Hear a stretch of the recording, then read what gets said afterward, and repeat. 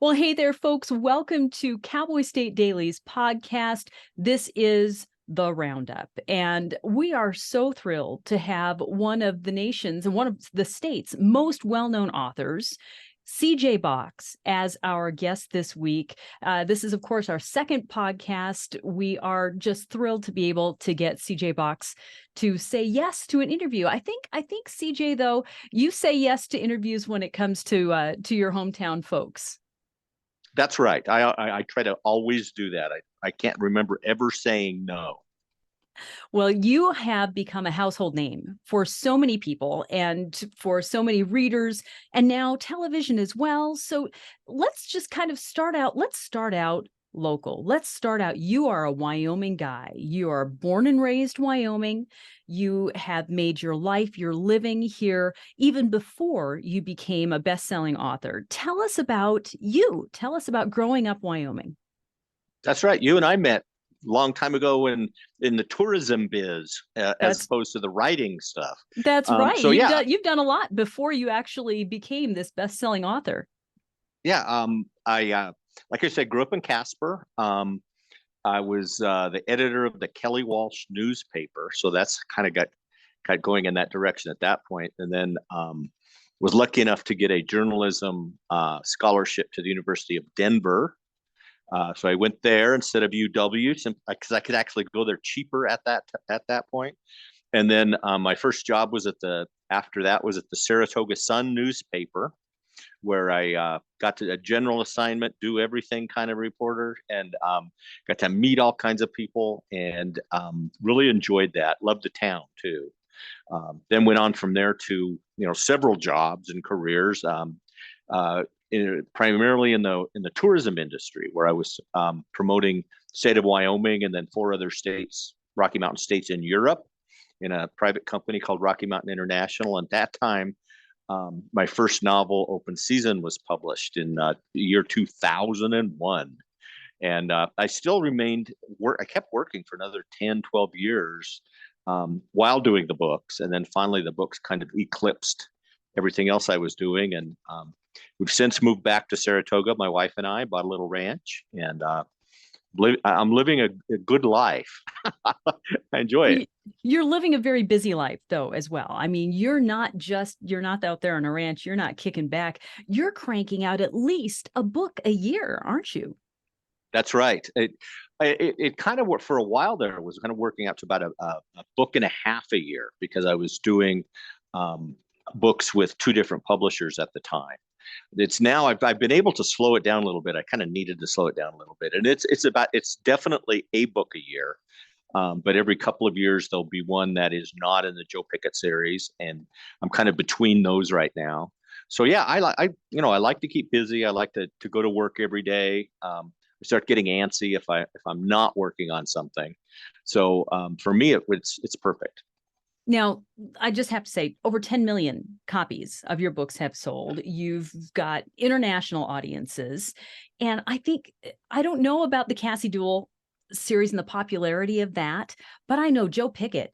People love Joe and his family, and the Wyoming game warden and his adventures. He's a reluctant hero in so many ways. And tell me a little bit about where Joe came from, because I think people want to know who inspired you to create Joe Pickett. Sure. I joke a lot in talks, when people say, are you surprised how well the books have done? And I always say, well, no, I knew the world was waiting for a Wyoming game warden series, and I'm the guy who could do that. But that's not true at all. No. I don't. Originally, I didn't have any plans to do a series of books. I wanted to do a novel about the endangered species law. And that became the first book, Open Season. And I based a lot of it on Wendy. I'm sure you'll remember when black-footed ferrets were discovered around Meeteetse. That fascinated me as a journalist at the time, that these critters were there. Posters were up all around the state. If you see this critter, call this number. A lot of people knew they were there, and nobody made the call. And I thought that's very interesting, New West kind of story. So I wanted to fictionalize that, and the best protagonist, I thought, for that particular story was a game warden because they would be involved in that activity and that discovery and landowner relations and all the tensions and all the environmental issues involved. So I made it the first guy game warden. Based him a little bit on a game warden that I had done some ride-alongs with in Saratoga, who later moved to Cody, and but no one in particular. It was more like a typical Wyoming guy, I thought. And then luckily, after 5 years, the book got published with Penguin Putnam, and they wanted 2 more with Joe Pickett. So that's how the series was born. And then you eventually branched off. You did some standalone books, which got you a lot of critical acclaim. And then you started on a different series. And tell me a little bit about the Cassie Duel series and how that came to be. You just decided, I need to explore a little bit different, Montana rather than Wyoming. Tell me about that. It really, there's certain ideas and storylines that I get kind of obsessed with that can't really be Joe Pickett books. And it'd be too much of a stretch. And in the case of Blue Heaven, which was the first non-Joe Pickett book, that was based on hundreds of ex-LAPD cops moving to North Idaho. I learned about that from one of those cops and thought that was fascinating to have all these big city cops in a very rural area. And then later on, 2 things happened at once. I was home we were in Cheyenne at the time. My youngest daughter drove back from the University of Wyoming on I-80. She pulled in. I went and looked at her car, little red car. She's very cute, little blonde. And I noticed that the check engine light was on her car. And I said, "How long has that been on?" And she said, "Dad, it's always on." And I started thinking about all the things that could happen on the highway, a father's worst nightmare. And then the highway came from that. And at the same time, same weekend, I read a story in the Wall Street Journal that said that the FBI figured there were about 1,000 missing truck stop prostitutes across the U.S., and that it was probably the work of maybe 20, 24 drivers. And the 2 things came together at once, and that became the highway. And then the Cassie Duel series, a little darker than the Joe Pickett books. I have noticed that. Yes, I've noticed it's darker. How is that for your heart? I mean, to me, it would be very difficult to go to that dark place in your writing and yet maintain, because you've got a happy, sunny personality, and it just seems to me that would be a dark place to go. I am fine with it. It's weird. I can kind of put myself into because I like to tell stories from different points of view, not just a first person narrative throughout, but different characters. And I find it remarkably easy to get into the point of view of a bad guy, because I think I realized a long time ago, bad guys don't think they're bad guys. They think they have good reasons for what they do. And, they're just walking around kicking dogs all day. But there's this weird thing, and it's fun to kind of write from that perspective. So I don't worry so much about myself. I think my wife worries more about me sometimes, and people sometimes take her aside at events and say, "Are you okay, honey?" Hanging out with that guy. But no, I find it kind of enjoyable to do different points of view. Obviously, you've had a chance to explore so many different things. I can't imagine the different things that you learn about, the different topics and issues that you research that has to go into each of these. So let's segue that into, how long does it take you? I mean, we talked about the fact that you're doing a book and a half a year, but you've got to do the research for these issues and yet still have time to write the story. Yeah, I enjoy the research part. I don't know if that goes back to my old journalism roots. I think it does. I mean, whenever I find out, there's never a dearth of topics in Wyoming. Note the Cowboy State Daily, and there's so many things that I find interesting, and I try to incorporate those into the books, and I enjoy the research part of it very much.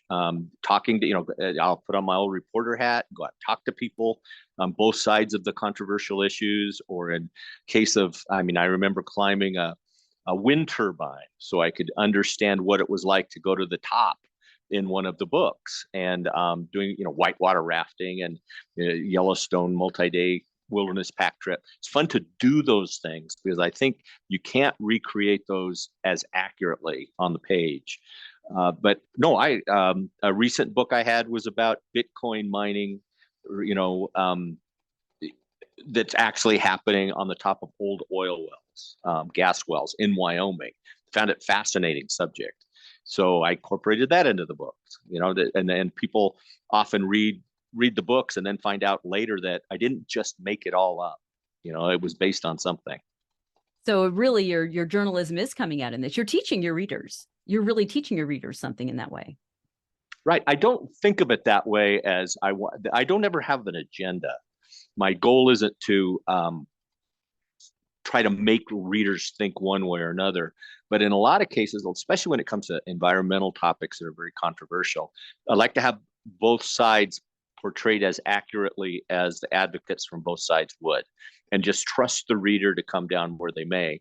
And I do know that for an awful lot of readers, especially not in the West, it might be the first time they ever hear that there is another side of the story, that not all energy development is bad. Not all land developers are horrible. Not all environmentalists are perfect angels.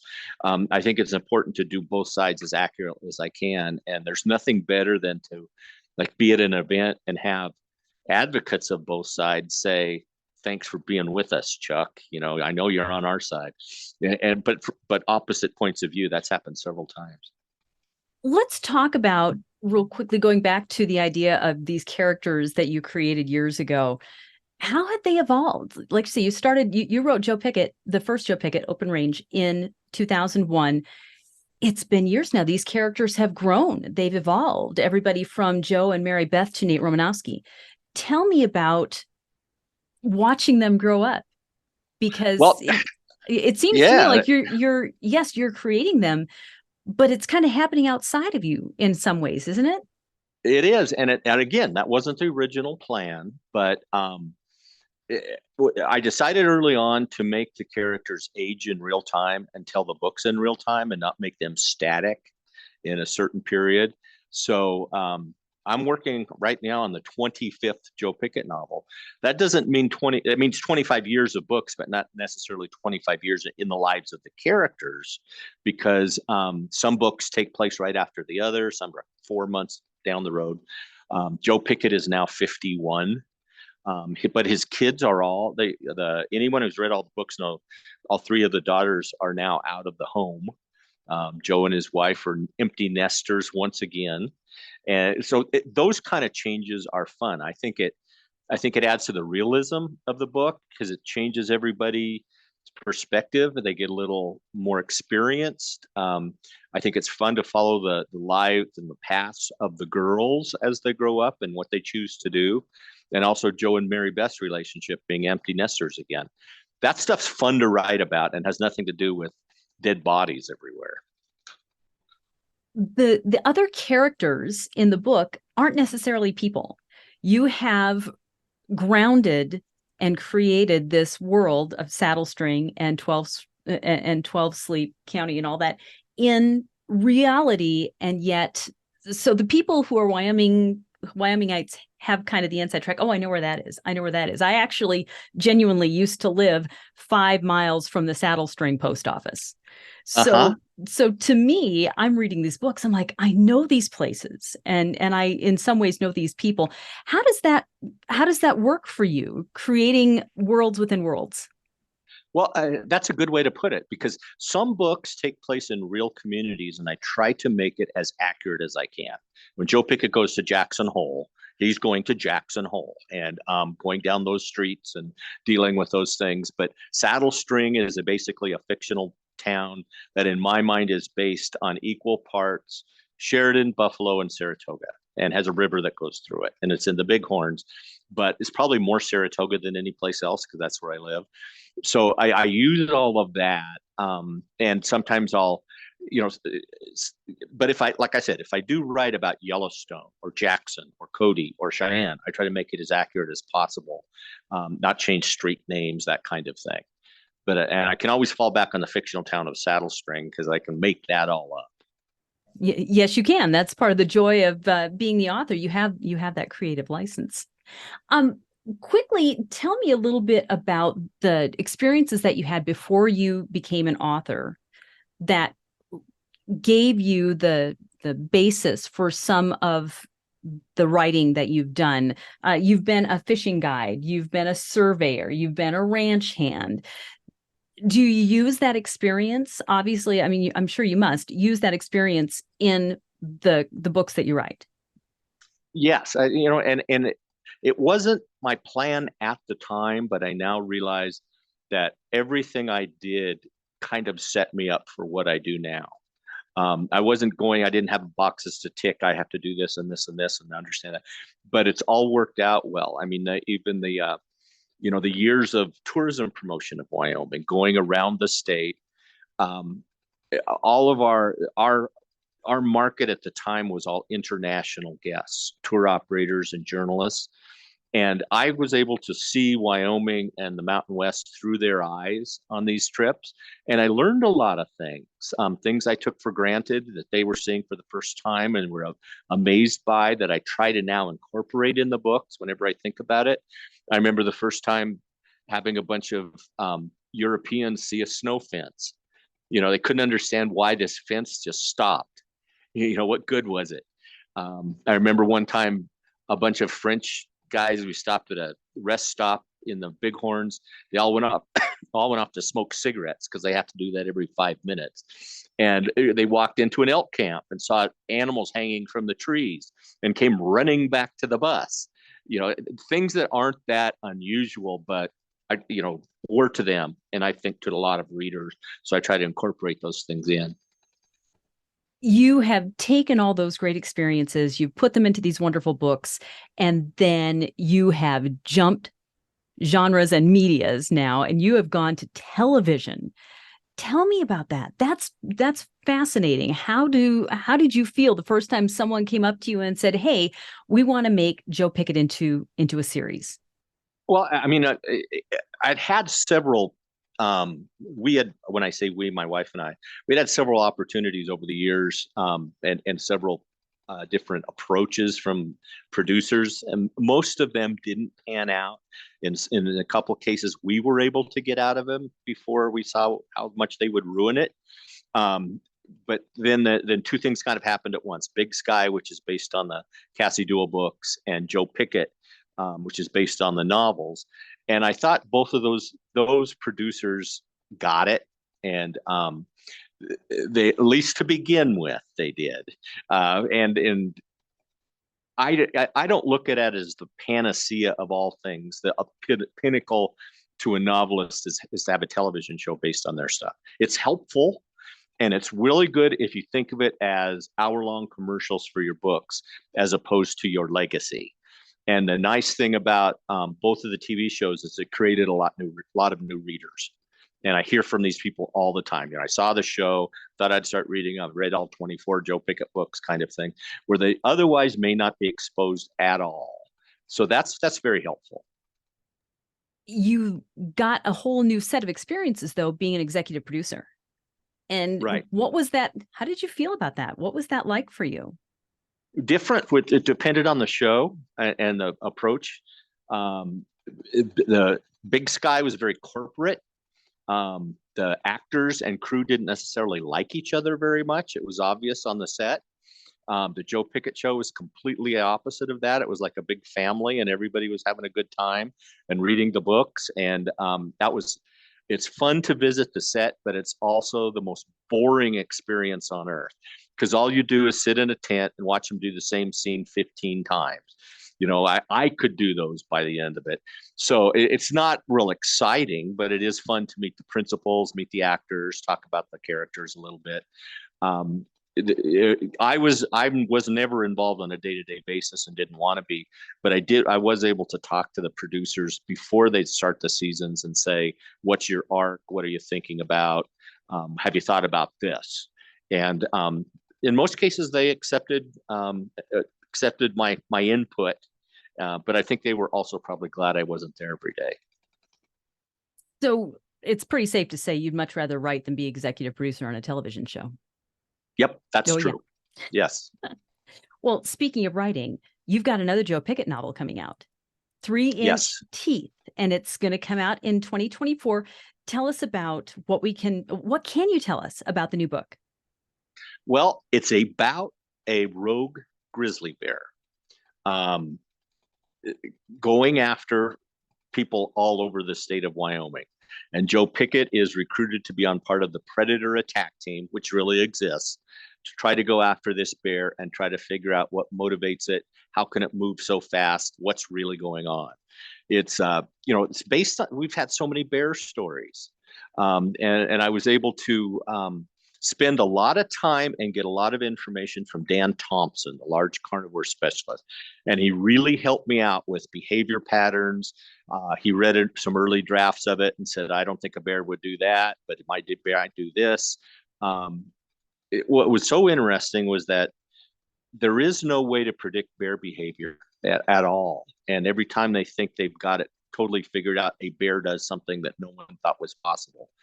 And some of the stories are very creepy and eerie, and I'm fascinated by them. I'm A lot of people are fascinated by grizzly bears, and I'm trying to really kind of bring some different kind of information to the world in this one.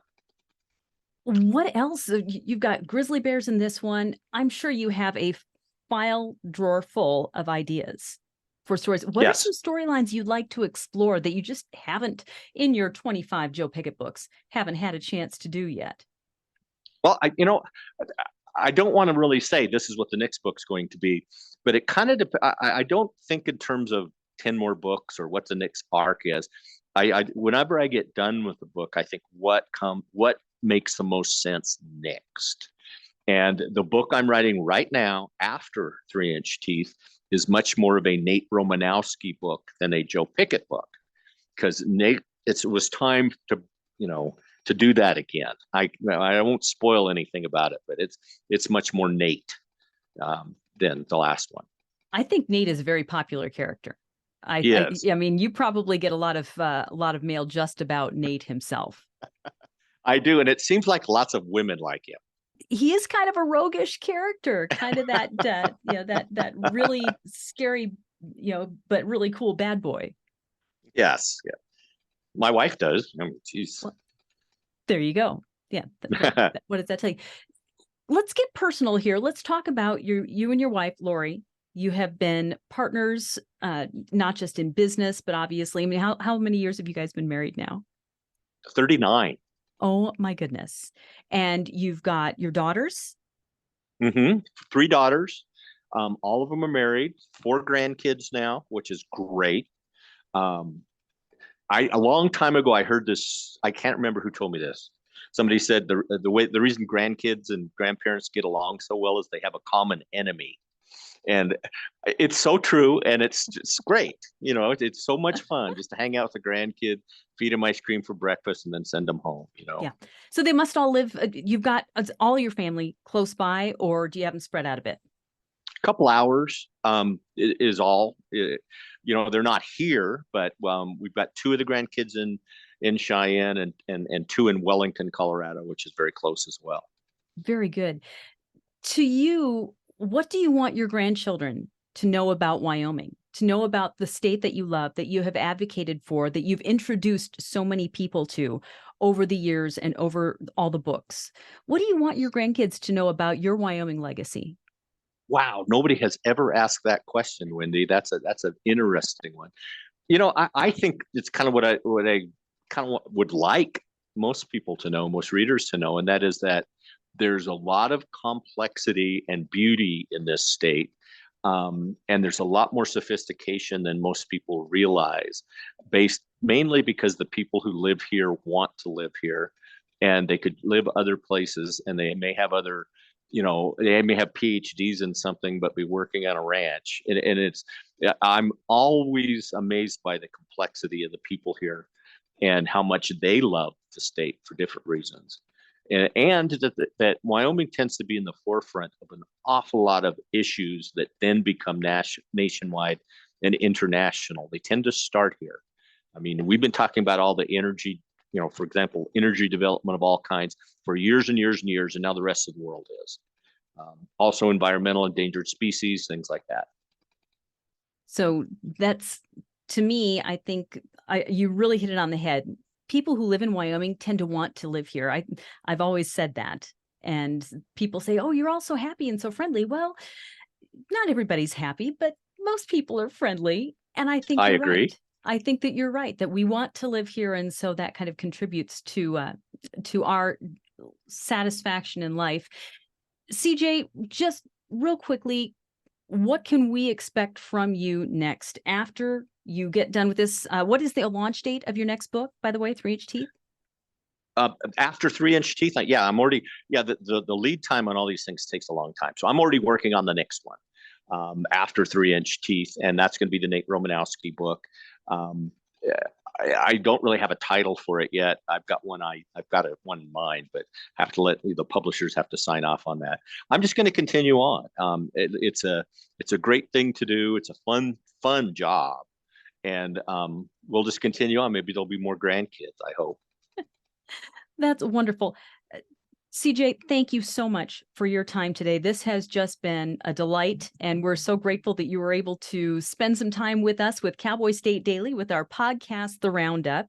Thank you for being our second guest. We're honored, and we're just all watching to see what new adventures Joe Pickett and I forgot to ask, Cassie Duell. Are there going to be more Cassie Duell books? There will be. I've got a germ of an idea, but not a developed idea yet. So it may still be 2 or 3 years away.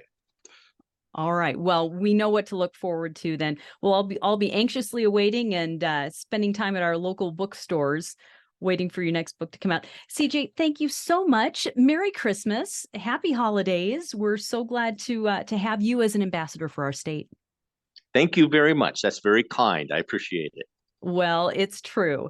And folks, thank you for tuning into the Roundup today. We've got more great guests coming up in the upcoming weeks. In the meantime, have a wonderful day. Have a wonderful week. Tune into the Roundup and tell someone else that you know, if you've enjoyed the Roundup, about us. And don't forget, Cowboy State Daily is your news source for everything Wyoming, from what's happening with your favorite authors to what's happening with energy development and with business and the people that make Wyoming so great. So sign up for the Cowboy State Daily newsletter and stay in the know. CJ Box, thank you for your time today and good luck. Folks, thanks for tuning into the Roundup. Have a wonderful week.